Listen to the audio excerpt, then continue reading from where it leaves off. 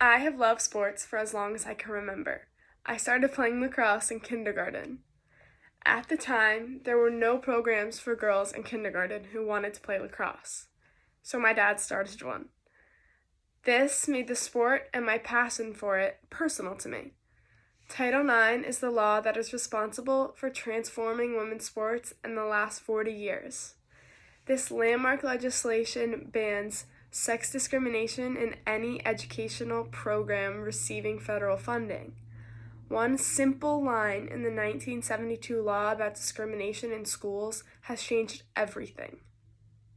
No person in the United States shall, on the basis of sex, be excluded from participation in, be denied the benefits of, or be subjected to discrimination under any educational program or activity receiving federal financial assistance.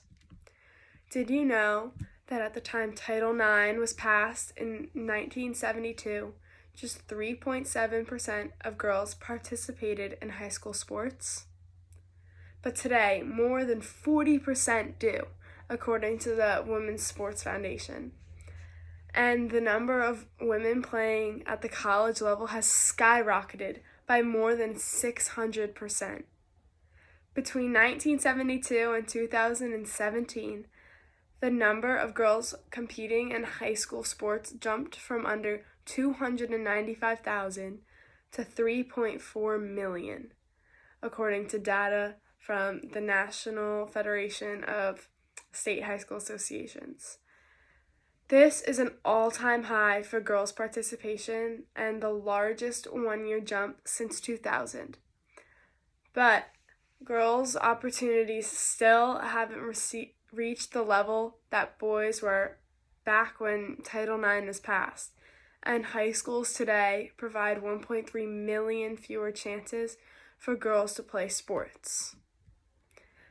There are also more women playing college sports than ever before. The number of female athletes at NCAA schools has increased from less than 30,000 to over 218,000 since 1972, but women still have fewer participation opportunities than men.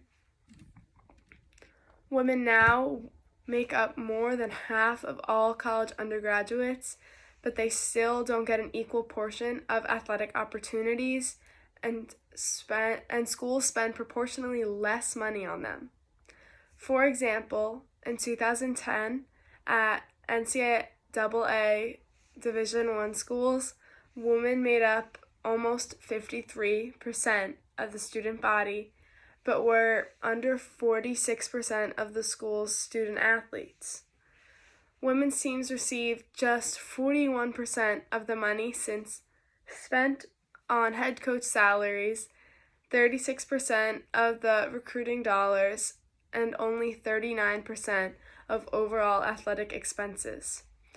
A lot of the spending gaps can be explained by the school's revenue-generating men's football programs, and despite the fact that millions of women and girls are competing, they're unlikely to see athletic role models of their own gender in the media. A 20-year study of sports coverage by University of California and Purdue researchers show the difference in coverage women's sports receives compared to men's on network news and ESPN SportsCenter. In 2009, women's sports got only 1.6 of the airtime. Recently, female athletes have started to speak out. Brenna Stewart said female athletes don't receive half the fame. This has to change. And after ESPN's release of the 2020 lacrosse coverage schedule, Taylor Cummings tweeted, 41 men's games to 12 women's games aired. Seriously? Almost a 4-to-1 ratio again. Each year the women's game continues to innovate and grow alongside the men's. This inequality blatantly shows ESPN's take on female athletics, that we simply do not matter. At ESPNW and at ESPN, we play too. In fact, there are more female college lacrosse players than male ones playing Division I college lacrosse. This lack of airtime and financial support behind female athletes stifles the sport from growing even more. If more people could watch these games, they would gain more fans and bring in more money. Women's teams are not marketed or promoted as much as the men, which leads to lower attendances and merchandise sales. Men's sports make more money not because they are better or more interesting to watch, but because they are covered more and they are easily accessible. This starts at the high school level. Take RFH as an example. The football games are the big money makers. They draw the big crowds. The football team and other boys' sports get the best practice times, coaches, and support from the school. But did you ever notice who makes up the dog pound? Mostly girls. Girls supporting boys' sports. But this is not reciprocated. I've played in championship games for lacrosse and field hockey at RFH, and very few boys showed up to support. Last year at the Shore Conference Championship lacrosse game, none of the boys from RFH came to support the girls. What would happen if all the girls decided to sit the football games out? What would happen if they all supported girls' sports instead? I wonder. This inequality continues into professional sports as well, and is most apparent at this level. Female athletes make a small fraction of their male professional athletes. New York Times reporter Andrew Nass talks about how throughout the time when the U.S. women's soccer team won 3 World Cups and 4 Olympic gold medals, the players still talked about the lack of financial support and system put behind them that has been behind the men's teams.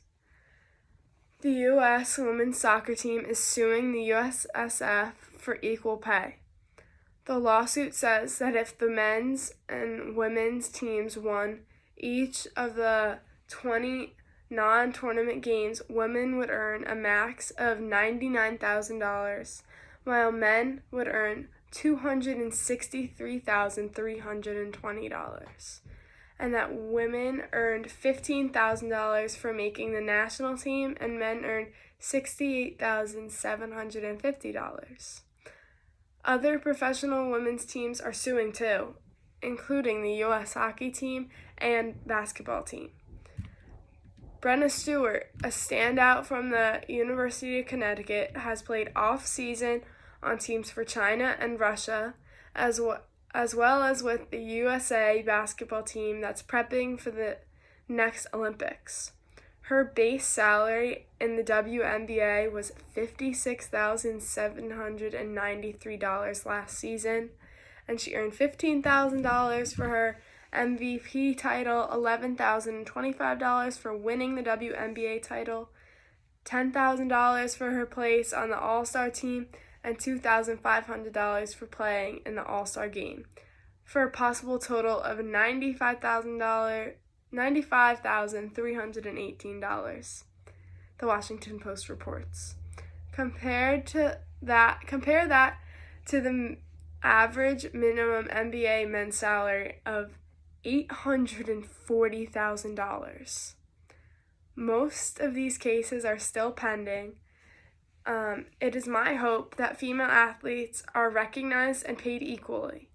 Many argue that female athletes are paid less than men because they generate less money. But that will always be the case if women's sports are not supported and given airtime. So go out and support a women's team. Buy a jersey. Watch them on TV. Cheer them on at a game. Thank you.